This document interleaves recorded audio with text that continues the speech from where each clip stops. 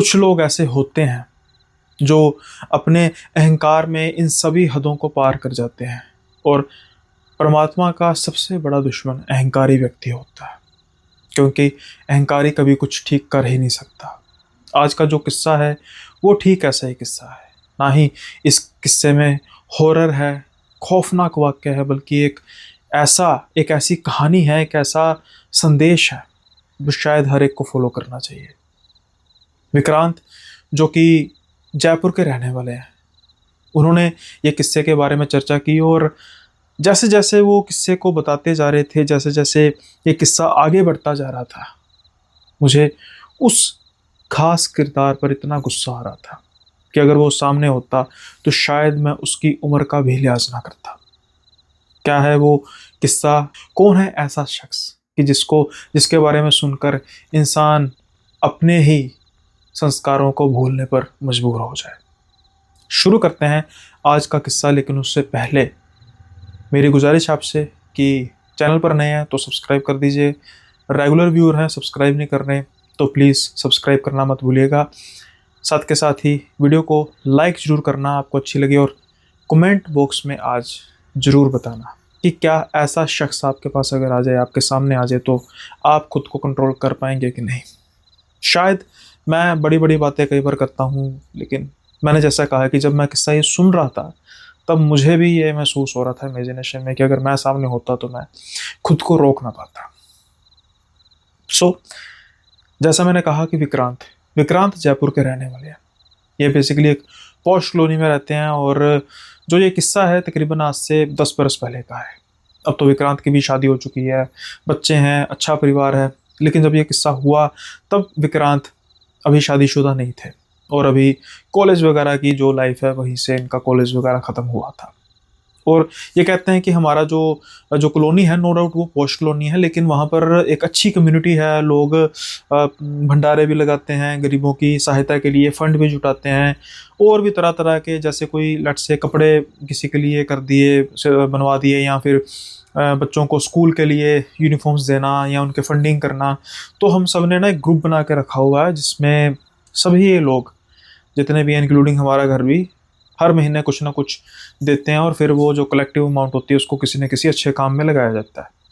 इस चीज़ के लिए हमारी कॉलोनी खासा मशहूर है, लेकिन सिर्फ एक घर को छोड़कर, और वो घर भी बिल्कुल हमारे पास का घर। अब ये घर, ऐसा एक शख्स इस घर में रहता था। बेसिकली वो काफ़ी सीनियर पोजीशन से रिटायर हुआ था, गवर्नमेंट जॉब की। अब पता नहीं इसी चीज़ का अहंकार उसे, या क्या बात थी, सारी कॉलोनी में कह सकते हैं कि उसी की जो कोठी थी वो सबसे आलीशान थी, मतलब कि एलीट में भी सबसे एलीट वही था। छोटा सा परिवार था, बहुत बड़ा परिवार नहीं था। पत्नी, बेटी और बेटा, बेटी और बेटा दोनों कॉलेज गोइंग। पत्नी, सिर्फ कह सकते हैं कि इस घर में सिर्फ जो पत्नी थी वही संस्कारी थी, वही बेचारी अच्छी थी। बाकी सबकी नाक पे गुस्सा, सबके दिमाग में घमंड सवार रहता था। वो ना कॉलोनी में किसी से बात करते थे, और ना ही जो ये हमारी सोसाइटी थी इसमें कोई कंट्रीब्यूशन करते थे, ना ही किसी से सीधे में बात करनी। अगर कोई रास्ते चलता उनको राम राम जी, नमस्ते, नमस्कार कुछ भी कह देता तो उसका जवाब तक नहीं देना। यही हाल उनके बच्चों का भी था कि अगर कोई सामने से बुजुर्ग आ रहा है तो ऐसा नहीं है कि जैसे चलो कोई ना भी करे, प्रणाम ना भी करे, एक श्रद्धा से, एक सम्मान से सर थोड़ा सा झुकता है, वो भी नहीं, एक बिल्कुल सीधी नज़र साइड पे इग्नोर करके चले जाना। अब धीरे धीरे सब लोगों को पता था कि भाई ये है ही ऐसे, तो इनसे कोई ज़्यादा रास्ता रखता भी नहीं था। लेकिन जो उस शख्स की पत्नी थी उसका हमारे घर में आना जाना तकरीबन लगा रहता था। वो बेचारी कह सकते हैं ना कि कुछ समय के लिए जेल से बाहर जाना वो हिसाब होता था। अब एक इंसान, यानी कि हस्बैंड हो भी तो चलो बच्चों से उम्मीद होती है, और बच्चे भी जब वैसे हो जाएं तो फिर क्या उम्मीद रहनी। शायद यही हाल उस लेडी का भी था, और इसलिए वो अपना समय अपने आप को कुछ ठीक महसूस कराने के लिए वो आ जाती थी घर पे भी, और मेरी माँ के साथ उनकी काफ़ी अच्छी बनती थी। लेकिन धीरे धीरे समय बीतने के साथ आता है एक ऐसा दिन जिसके बाद हमारे कॉलोनी में तो ज़्यादा कुछ नहीं बदला, लेकिन उस घर में जो बदला और जैसे बदला और जिस तरह से बदला, आज तक मिसाल दी जाती है। अब शाम का समय था, मेरे घर वाले कहीं बाहर गए हुए थे और मैंने उनको कहा था कि आप बाहर से ताला लगा देना, मैंने कहीं बाहर जाना नहीं था। और मैं छत पर, मौसम थोड़ा सा अच्छा हुआ था, सुहावना हुआ था, और मैं छत पर बैठा मोबाइल में कुछ गाने वगैरह सुन रहा था। मुझे बड़ी दूर से हल्की हल्की आवाज़ आ रही थी, जैसे कोई शायद अपना कॉलोनी में आया है, कुछ मांग रहा है, लेट से कोई फ़कीर वगैरह, कुछ आवाज़ भारी थी। और एक ख़ास आवाज़ आ रही थी जिससे मुझे ये आभास हुआ कि जो भी ये हैं, ये आमतौर पे अब अलग-अलग उनके लिए शब्दावली का यूज़ किया जाता है। तो ट्रांसजेंडर मैं कहूँगा, शायद सबसे सभ्य जो वर्ड है ये यही है, ट्रांसजेंडर, या फिर ख्वाजा सरा भी कह सकते हैं। अदरवाइज़ आपको ही पता है बेचारों को किस किस नाम से पुकारा जाता है, जो मेरे हिसाब से वो ठीक नहीं लगते बोलने में। तो ख्वाजा सरा या फिर ट्रांसजेंडर, तो हम ख्वाजा सरा ही बोलेंगे, क्योंकि इंग्लिश का थोड़ा सा वर्ड और लगेगा, ख्वाजा सरा आए। और हमारे पंजाब में ख़ास तौर पर उनको बाबा बोलते हैं, बाबा, बाबा जी बोल देते हैं, बाबा बोल देते हैं, या फिर मेनली यही बोलते हैं। आपके इलाके में उनको क्या क्या बोलते हैं प्लीज़, अगर कुछ ऐसा शब्द जैसा मैं जिसको मैं यूज़ नहीं कर रहा आपको ही पता है, वो अगर हो उसको छोड़ के कोई ये हो और नाम हो अलग अलग हो, तो वो आप ज़रूर बताना कि किस किस नाम से पुकारा जाता है। तो मैं ख्वाजा सरा का नाम ही लूँगा। अब वो उनकी एक पर्टिकुलर ताले की आवाज़ से पता लग रहा था कि वही हैं, और वो शायद घरों में पैसे मांग रहे थे। अब इस चीज़ में वो धीरे धीरे आवाज़ घर के पास आती जा रही थी, और फिर वो हमारे घर के सामने आई। अब मेरे पास पर्स भी नहीं था, मतलब पैसे नीचे थे, और फ्रैंकली स्पीकिंग कि मैं थोड़ा सा आलस में था। और वो ताड़ी बजा के कहते हैं कि जैसे अपनी भाषा में वो बोलते हैं, जी तेरे तुझे परमात्मा खुश रखे, ऐसा करे। और वो मेरी तरफ होकर कहते हैं कि ला बेटा पैसे, थोड़े से पैसे दे। तो मैं उनको कहता हूँ कि मैं अपनी वर्डिंग में थोड़ा-सा यूज़ करूँगा, बाबा जी घर पे ना कोई है नहीं है। तो हँस के कहता है, अरे तू सामने खड़ा है। कहता मतलब मेरे कहने का मतलब है कि घर के और मेंबर नहीं है, मम्मी भी नहीं है घर पे, तो दरअसल अभी नीचे से आपके सामने ताला भी लगा हुआ है। तो अगर होते तो मैं आपको दे देता। आप फिर किसी दिन ना पक्का मैं आपको ना ज़्यादा दिलाऊँगा। तो पता नहीं उस बेचारे के क्या मूड में था, वो कहता चलो ठीक है, मुझे याद रहेगा, मैं फिर कभी खाऊँगा। तो अब वो आगे बढ़ता है। शायद मुझे वहाँ पर कह देना चाहिए था कि प्लीज़ इस घर में मत जाना। लेकिन अगर मैं ओपनली ये बात बोलता तो भई मेरे गले में भी बात पड़ सकती थी। लेकिन उसके बाद जो हुआ, शायद मैं अगर बोल देता तो मैं तो किसी तरीके से बच जाता। अब वो बेचारा अगले घर जाता हुआ, ये घर उन्हीं शैतानों का घर था, उन्हीं हैवानों का घर था। ये वहाँ पे जाते हैं, दरवाज़ा खटखटाते हैं, बेल कराते हैं। कुछ देर तक कोई आता नहीं, और आपको पता है कि उनकी आवाज़ काफ़ी लाउड होती है। कईयों को नहीं भी अच्छी लगती। मेरे साथ भी एक ऐसा ही कुछ वाक़या हुआ था। मैं आपके साथ ज़िक्र करना चाहूँगा उसके बारे में, लेकिन वो इस किस्से के बाद। अब कुछ समय बाद वही शख़्स, वो रिटायर ऑफ़िसर बाहर आता है बड़े गुस्से से, दरवाज़ा खोलता है और उसको बड़े बुरे तरीके से, और उनको बड़े बुरे तरीके से बोलना शुरू कर देता है। "क्या चाहिए तुझे? क्या तूने शोर मचा के रखा है?"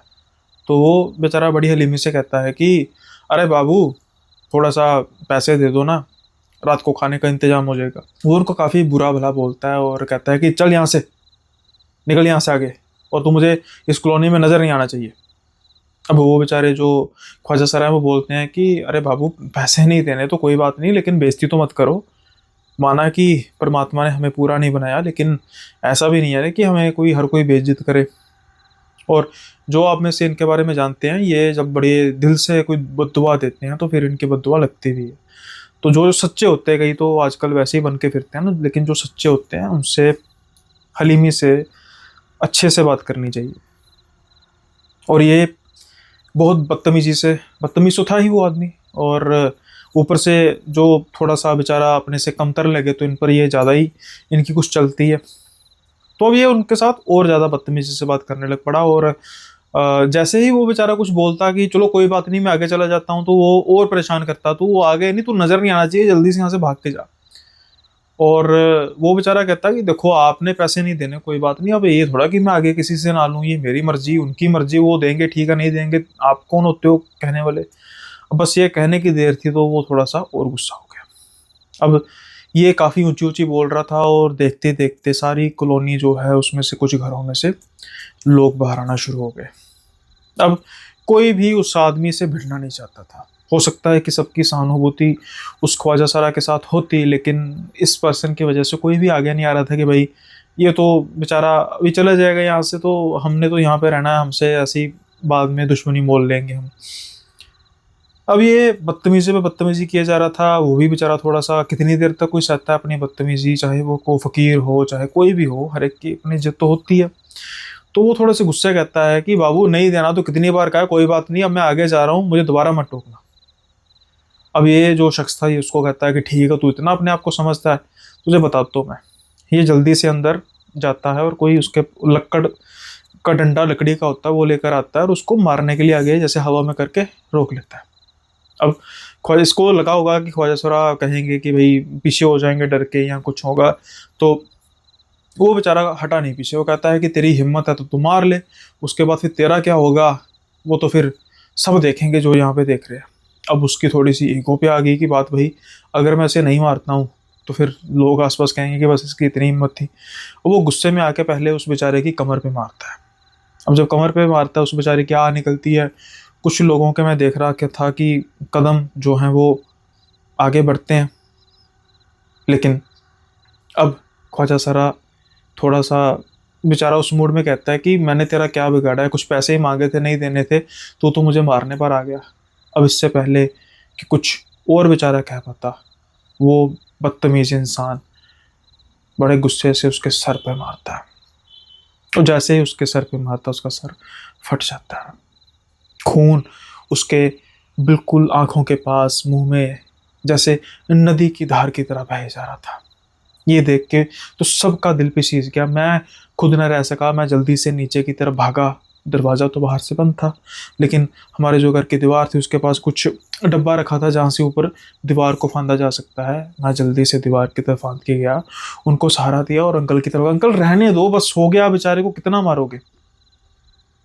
और जल्दी से उसकी जो साड़ी थी, साड़ी टाइप था, उसको मैंने जल्दी से फाड़ा, जितना फाड़ा उनका कपड़ा बांधा कि भाई खून और ना बहे, क्योंकि खून बहुत बह रहा था। और मैं कहता हूँ कि मैं अभी डॉक्टर को बुलाता हूँ, मैं अभी अभी एम्बुलेंस को बुलाता हूँ, वो बहुत चोट लगी है। वो मेरी तरफ देख के मुस्कुराता है, कहता नहीं बेटे, जीता रहा है, तू जिंदगी में बहुत खुश रहेगा, लेकिन ये अब खुश नहीं रह पाएगा। मैं फिर आऊंगा, मैं फिर आऊंगा और तुझे बताऊंगा कि कौन है हम। तुझसे तो सिर्फ चंद पैसे मांगे थे, लेकिन अब तेरे घर की एक एक खुशी जाएगी, तू देखना मैं फिर आऊंगा। बस इतना कहने की देर थी। वो आदमी डरता नहीं है, वो और बिगड़ जाता है और लातों पे लातें चलाने शुरू कर देता है। ये नज़ारा सारा मोहल्ला देख रहा था खड़े होके। मैं उसको पीछे करने की कोशिश कर रहा हूँ कि बस अंकल हो गया, रहने दो रहने दो। और मैं उनको भी कहता हूँ कि आप ही चुप कर जाइए, आप ही चुप कर जाइए, प्लीज़ आप मत बोलिए। वो तीन चार लातें मारता है और फिर वो बड़े गुस्से से अंदर की तरफ जाने लगता है। इतनी देर में उनकी वाइफ आ जाती है। वो जब सारा नज़ारा देखती हैं वो हक्की बक्की रह जाती हैं। और जब ये देखती हैं तो जल्दी से इनके पास, यानी कि अपने हस्बैंड के पास भाग के जाती हैं, कहती है कि प्लीज़ ऐसा मत कीजिए, इनको ऐसे नहीं मारते। लेकिन वो अहंकार के नशे में इतना चूर था कि उसने ना आओ देखा ना ताओ देखा, सबके सामने, सारी कॉलोनी के सामने अपनी वाइफ को तमाचा जड़ दिया और इशारा किया कि जल्दी से अंदर की तरफ निकल, नहीं तो मैं तेरा भी यही हाल करूंगा। अब वो बेचारी किसी को देखने लायक नहीं थी। उसकी कह सकते हैं इज्जत उसके ही पति ने जमी दोष कर दी। वो बेचारी सर झुकाती हुई अंदर चली जाती है और उसके बाद ये इंसान गालियों पर गाली निकालता है। मुझे कहता है अरे इसको जल्दी से लेकर निकल, नहीं तो मैं तेरा हाल भी करूंगा।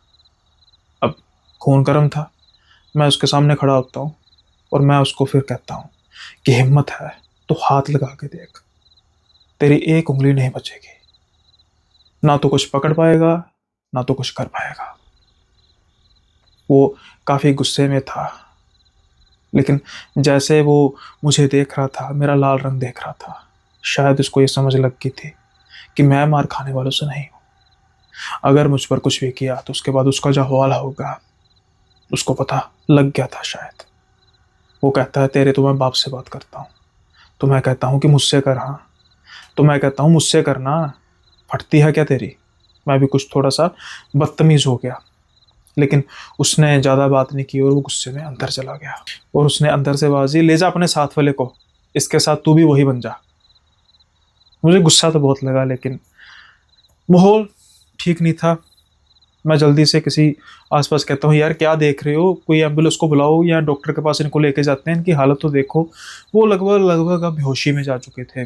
तो किसी को तरस आ गया था, तब तक शायद ऑलरेडी किसी ने फ़ोन कर दिया था, एक एम्बुलेंस आई और मैं उनके साथ गया। थोड़ी देर बाद मेरे पेरेंट्स भी हॉस्पिटल में आ गए। मुझे थोड़ा-सा था कि वो मुझे गुस्सा होंगे, लेकिन उन्होंने मुझे बड़ी शाबाशी दी कि तूने बड़ी बहादुरी का दिखाया, और मुझे हमें मोहल्ले वालों ने बताया कि तेरी थोड़ी उसके साथ ऊँच-नीच भी होगी। कोई बात नहीं बेटा, हम सँभाल लेंगे, अगर बहुत बोलेगा तो। मेरे पापा कहते हैं कि दूँगा तमाचा चढ़ के साले के। समझता कि अपने आप को, यार एक बेचारा फ़कीर है, तूने नहीं पैसा देना ना दे, बहुत अच्छा किया। मैं तो कहता हूँ तुझे भी जड़ देना चाहिए था उसको। अब ये सुन के जोश तो आता ही है, लेकिन मेरे पिताजी ने मेरा बहुत साथ दिया। मैंने कहा ना कि अ, हर बार ये नहीं देखते कि कोई हमसे बड़ा है और हमें उसका सत्कार ही करते रहना चाहिए। ऐसा होता तो श्री राम रावण को ना मारते और भगवान श्री कृष्ण कंस को ना। हर एक इंसान की एक सीमा होती है, जब वो सीमा क्रॉस कर जाता है तो फिर उसके बाद संहार ज़रूरी हो जाता है।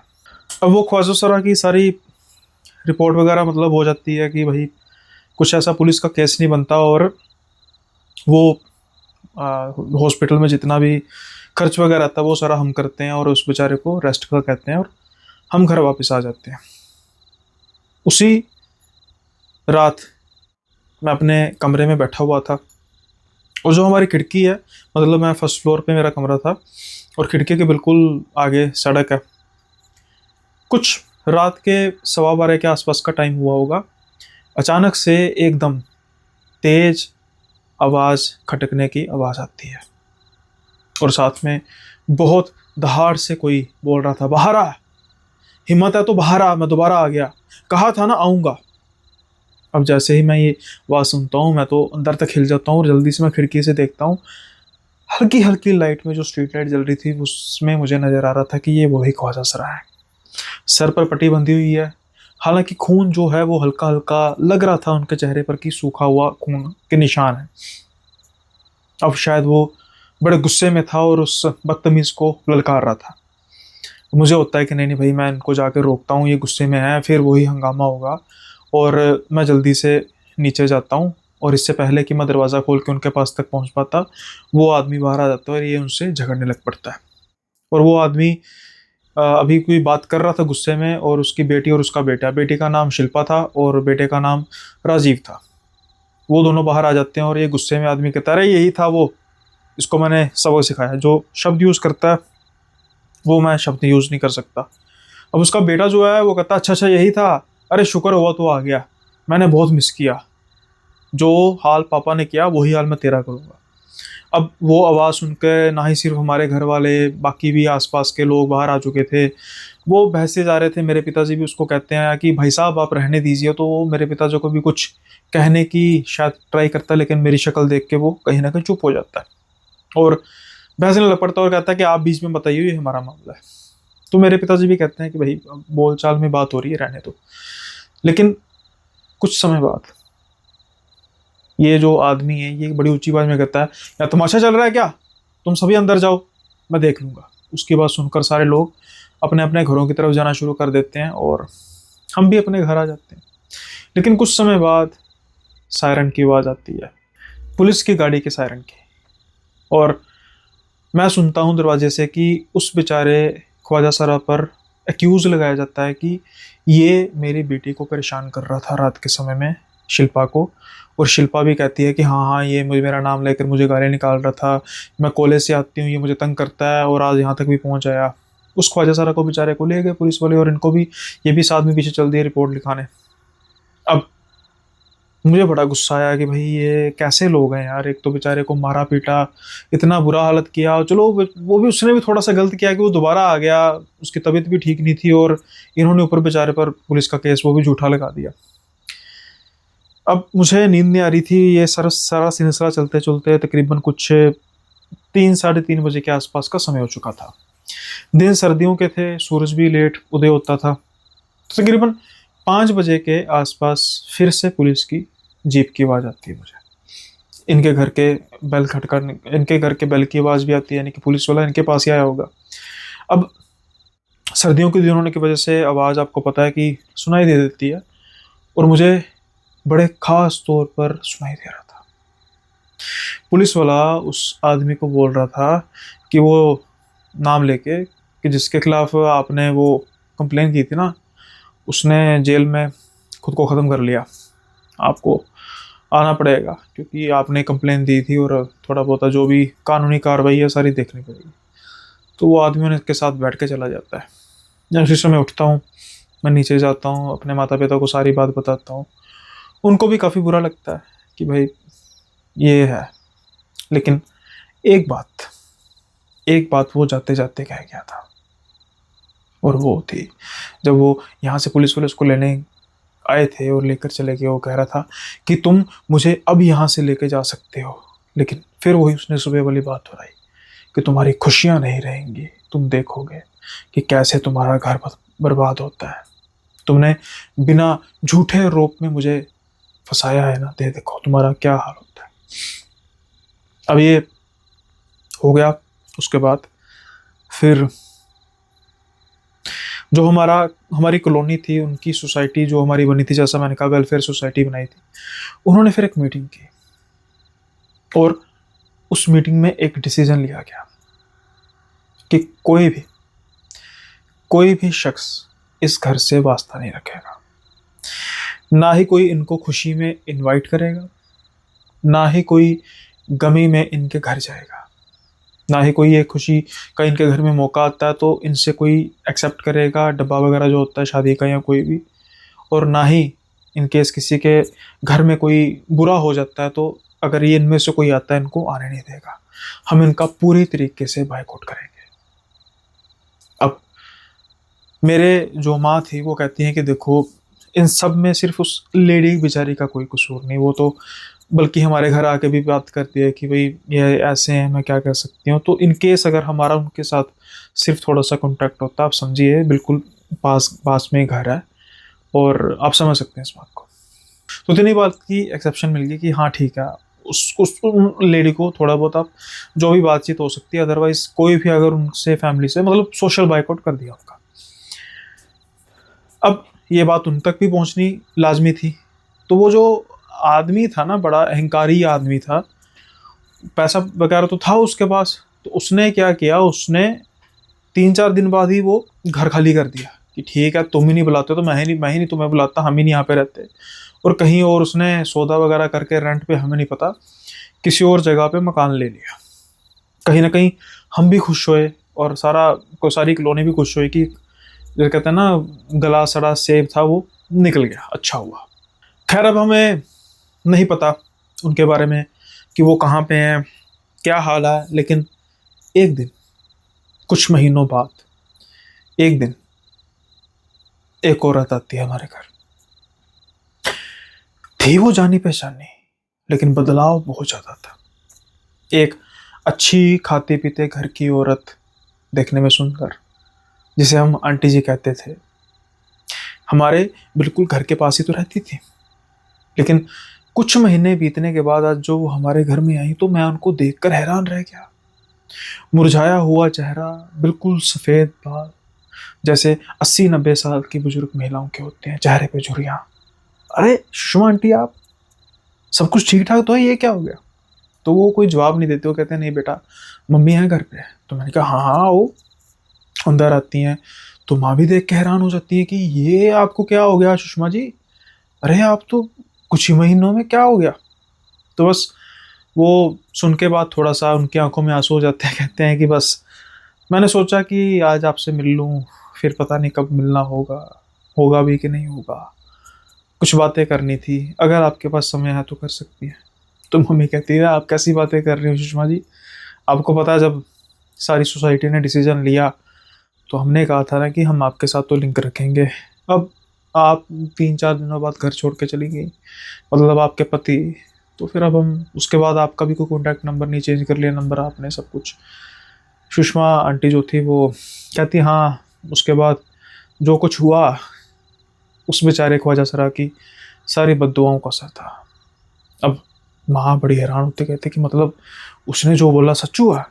तो ये बड़े अफसोस से सर हिलाते हुए कहती हाँ। तो फिर माँ पूछती क्या हुआ, सब कुछ मतलब बहुत ज़्यादा एक्सट्रीम तो नहीं होगा? तो फिर अब वो बताना शुरू करती है।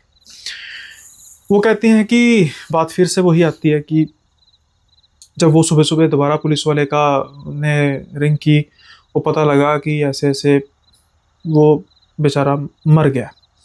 मुझे बहुत दुख हुआ और मैं तो रोने लग पड़ी। और मेरे हस्बैंड ने उल्टा मुझे डांट दिया कि तू, तेरा कोई वो लगता था क्या, तेरा रिश्तेदार लगता था कि तू रोने लग पड़ी है?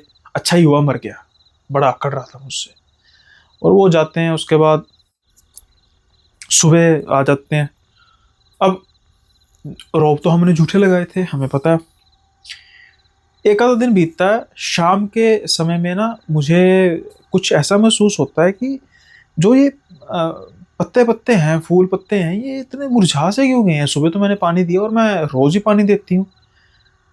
मैं अपने कमरे में जाती हूँ, रसोई में चाय वगैरह बनाती हूँ कि मैं थोड़ा बहुत घर का काम करके देखती हूँ, दोबारा पानी डाल देती हूँ।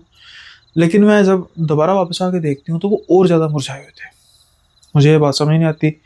यही हाल मेरे हस्बैंड देख लेते हो, मुझे गुस्से होते तो पानी नहीं डालती। मैंने कहा भी आज सुबह भी पानी डाला, रोज ही डालती हूँ। अब मैं और डालने लगी थी, लेकिन ये ज़्यादा ही जल्दी मुरझा रहे हैं। आप माली वगैरह को बुलाइए ना कि कोई क्या दिक्कत है, कीड़ा वगैरह तो नहीं है? कहते तो चलो ठीक है। रात के समय में मुझे अचानक से दरवाजे के खटखटने की आवाज़ आई। मैं एकदम से उठती हूँ। मैं क्या पाती हूँ कि ये तो आराम से सो रहे हैं और किसी और के भी उठने की कोई खबर नहीं, मतलब कि सिर्फ मुझे आवाज़ आ रही है। मैं देखती हूँ कि दरवाजे को कोई खटखटा रहा है और देखते देखते दरवाजे से कोई ऊपर आने की कोशिश कर रहा है और मैं देखती हूँ कि ये वही ख्वाजा सरा है। मैं तो हैरान रह जाती हूँ, सन की सन रह जाती हूँ। बस उसी जगह पे पत्थर बन के खड़ी रह जाती हूँ कि ये तो मर चुके हैं, ये कैसे आ गए? और देखते देखते वो मेरे सामने आके मेरे कंधों पर ऐसे हाथ रख के बोलते हैं कि तू इनसे जल्दी से अलग हो जा, तेरा कोई कसूर नहीं है, तू भली है, तुझे मैं कुछ नहीं कहूँगा, लेकिन इनको नहीं छोड़ूंगा। अब ये देखेंगे कहर मेरा। मैं इससे पहले कुछ बोल पाती, अचानक से मेरी जाग खुलती है। मैं पसीनों पसीनी हो जाती हूँ। मैं देखती हूँ कि चलो शुक्र है ये सपना था, लेकिन डर तो मेरे मन में बैठ चुका था। अगली सुबह जब मैं उठती हूँ तो देखती हूँ कि पौधे और मुरझा चुके थे। मुझे पता लग गया था कि कुछ ना कुछ गलत हो चुका है, लेकिन ये बात मैं करती किससे? इन बातों को 2 दिन हो चुके थे, 3 दिन हो चुके थे। मैं सोच रही थी आपसे बात करूं, लेकिन उससे पहले ही हमें पता लगा कि हमें तो सोशल बायकॉट कर दिया गया हमारे इस कॉलोनी में। फिर इन्होंने बड़े गुस्से से किसी को फ़ोन किया और जल्दी ही, मतलब चलती आपको पता है इनकी, तो इन्होंने किसी घर का अरेंजमेंट किया कि हम तो यहाँ से निकल के दिखाएंगे फिर देखेंगे।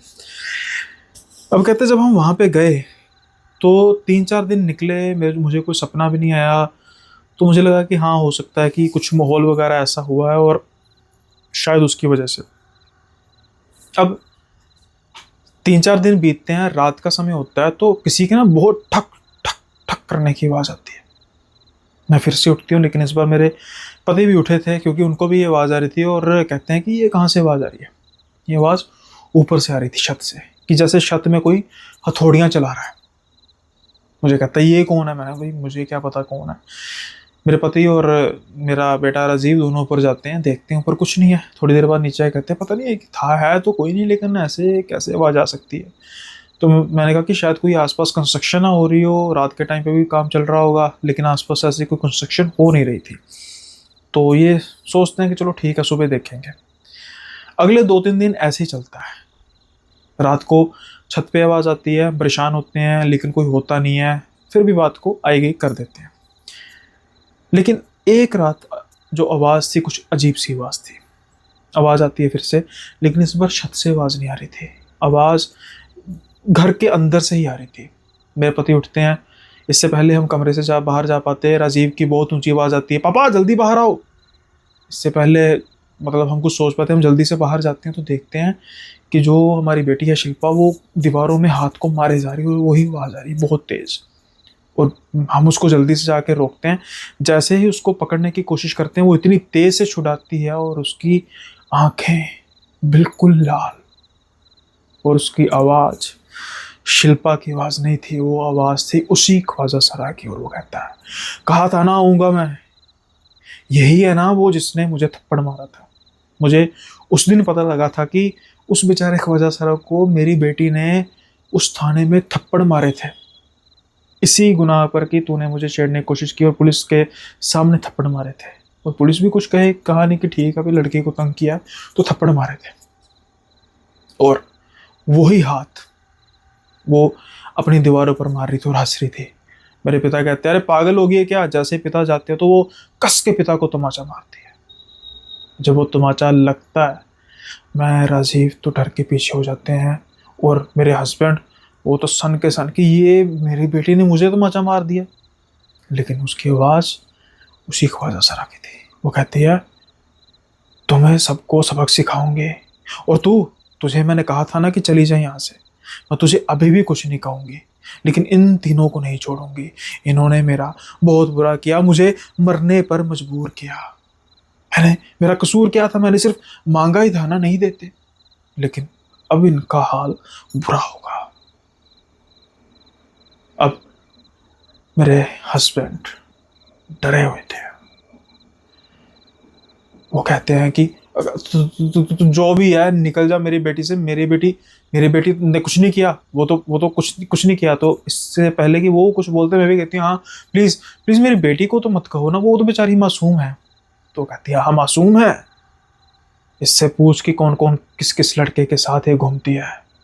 तुम्हारे घर में बहाना मार के कॉलेज में ये बंक मारती है और लड़कों के साथ घूमती है, बहुत मासूम है ये। अब इतना कहते ही अचानक शिल्पा गिरती है और फिर से जब उठती है तो कहती है, पापा ये क्या, आप क्यों, मेरा ये हाथ ही उतना दुख रहा है। अब जब मेरे हस्बैंड को ये महसूस होता है कि कुछ ठीक है, वो बड़े गुस्से से शिल्पा को पकड़ के तमाचा लगाते हैं कि तू कॉलेज में पढ़ने जाती है या लड़कों के साथ घूमने जाती है। जब ये बात शिल्पा सुनती है तो वो पहले डर जाती है कि इनको कैसे पता लगा। फिर वो नहीं पापा, आपको किसने कहा? इससे पहले कि कुछ और बोल पाती, मेरा बेटा रजीब भी तमाचा मारता है कस के कि इसको अंदर बंद करो, कमरे में करो इसको बंद, इसका कॉलेज से कॉलेज जाना बंद करते हैं।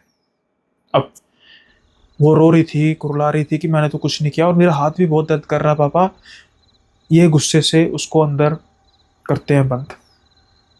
कुछ समय तो ठीक रहता है, लेकिन उसके बाद फिर से उसी ख्वाजा सरा की आवाज़ आती है, अब मैं इसको बताऊंगी। अब अंदर से बहुत ऊंची ऊंची आवाज़ें आ रही थी। मैं हाथ जोड़ी थी, पाँव पकड़ रही थी कि अंदर उस बेचारी को कुछ हो जाएगा, वो जल्दी से दरवाज़ा खोलो, वो बेचारी मर जाएगी, वो क्या कर रही है। लेकिन मेरे पति कहते हैं, अरे कुछ नहीं, ड्रामे कर रही है सारे, अभी देखा ना मेरे पे हाथ उठाया इसने। मैं कहती हूँ कि वो नहीं थी, वो उसकी आत्मा थी। तो ये मुझको भी बहुत बुरा बोलते हैं कि तू ऐसा कुछ आत्मा वगैरह कुछ नहीं होती, सब वैसे ही कर रही है। अब कुछ देर बाद वहाँ से आवाज़ आनी बंद हो जाती है। फिर मैं कहती हूँ, प्लीज़ अब तो दरवाज़ा खोल दो, थक के सो गई होगी। और जब वो दरवाज़ा खोलते हैं तो हम तीनों की आंखें खुली की खुली रह जाती हैं। उसका जबड़ा टूटा हुआ था और वो जो आवाज़ आ रही थी ना, वो खुद को थप्पड़ मारने की आवाज़ आ रही थी। चेहरा उसका लाल, उंगलियों के निशान, जख्मों के निशान दोनों गालों पर। ये देख के तो मेरे हस्बैंड का भी दिल पसीज गया। वो जल्दी से, शिल्पा क्या हुआ बेटी, शिल्पा। और जैसे उसको उठाते हैं, उसका जो हाथ था वो भी चकनाचूर, बिल्कुल जैसे सिर्फ हड्डियां हैं नहीं, बस मांस है। जल्दी से उसको हॉस्पिटल लेकर जाया जाता है। वहाँ जाके पता लगता है कि उसको ब्रेन इंजरी हो चुकी है और अभी वो होश में नहीं आ सकती।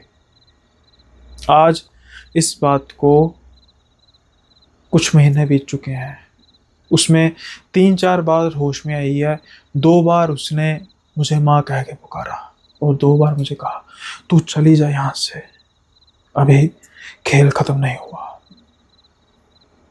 इसके बाद बारी थी मेरे बेटे राजीव की।